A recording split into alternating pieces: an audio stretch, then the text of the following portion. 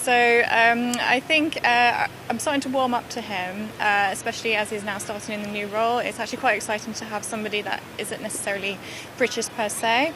And I think, I hope he does a good job. I would say it's best of a bad bunch, but it's not even that really, I think, is it?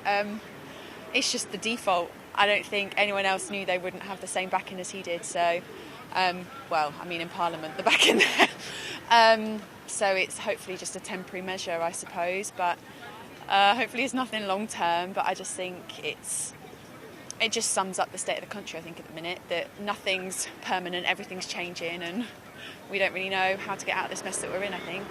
In all honesty, I have lost track of what has been happening in UK politics, and I consider myself a fairly clued up person. I think one thing I would say about the new Prime Minister is I think it's amazing that we've finally got an Asian representative in Parliament. And for the rest of the UK, Diwali, I think that is brilliant. I think he's a very good guy, but I think he's got a huge job, and I think perhaps it will not be successful. I think it's unnecessary. Let's see how things go. A lot depends on external shocks that may turn out to be positive shocks in case the war in Ukraine is concluded, and energy supplies are maintained, inflation pressure reduced. It's possible that we could have some good news, and it could